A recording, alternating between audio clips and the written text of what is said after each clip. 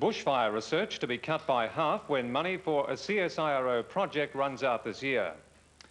Good evening, this is Edwin Maher in Melbourne, and we're bringing you the news from a makeshift studio in the foyer of ABC television at Ripponlea because of an industrial dispute involving asbestos in our studios.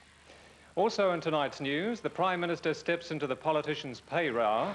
A judge rules that an accused person can't be remanded into police custody for questioning. Predictions of a bleak decade ahead for the petrol industry. And in Scotland, a woman turns 107, quoting Tennyson. Now the details. Leading scientists say bushfire research projects in Australia are in danger of being closed down because of a lack of money. The scientists say when a CSIRO study ends later this year, about half the fire researchers in the country will be without a job.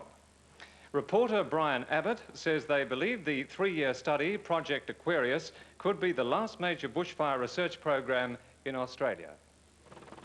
The scientists are waiting for the right weather conditions to begin a series... prescribed for previous illnesses that were no longer required. I think we're all guilty of that, often simply because we don't think about it rather than through any ulterior motive. The World Food Council says China wastes up to half of the food it produces because of its old-fashioned storage methods.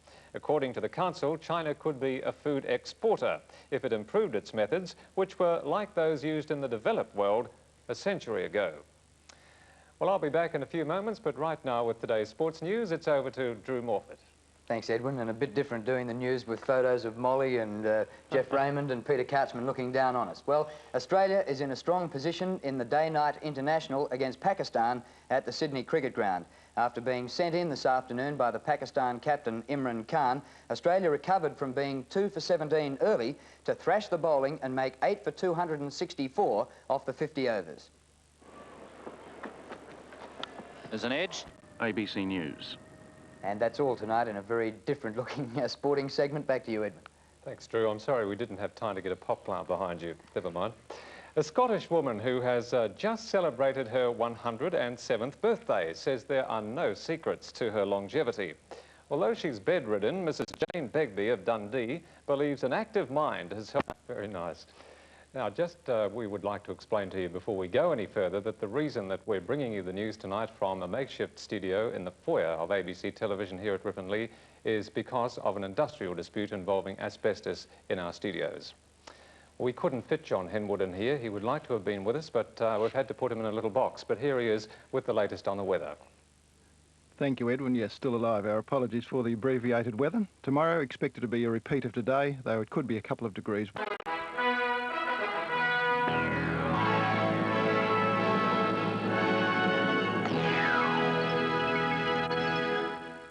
Hello again, Edwin Maher with the late news, which we're bringing you once again from a makeshift studio because of an industrial dispute, and we'll have more on that later. A Victorian Supreme Court judge has ruled that an accused person can't be remanded into police custody for questioning. The decision overrules an order made by a magistrate yesterday that released Darryl Duckworth into police custody for 48 hours so he could be questioned. Duckworth had appeared on... The accords of very fundamental importance to the durability of the economic recovery. An industrial dispute which put the ABC News studio out of action resulted in a last-minute newscast from the foyer of Channel 2 at Ripponlea tonight. ABC Staff Association members banned Studio 33 because they found what they believed to be asbestos particles falling from the ceiling. The association says asbestos particles were detected in the staging area last October and are also suspected to be in Studio 31, where Countdown is broadcast. Josephine Capp has the details. Confirming on camera 2, obviously. Has to be camera 2. 30 seconds. It was about 6:45 when the studio technical crew told the newsroom it would not work in the studio because of the risk the particles could pose to health. The professionalism of newsreader Edwin Maher, sports broadcaster Drew Morfitt and the director and technical staff was on the line as some very quick decisions had to be made. At first it was thought the news would have to be an outside broadcast from the car park, but at about 5 to 7 the foyer was set up as a temporary studio. After the broadcast, ABC Staff Association spokesman John Cassidy said the studio would be examined tomorrow by an occupational hygienist to determine the nature of the particles. Leading scientists say bushfire research projects in Australia are in danger of being closed down because of a lack of money.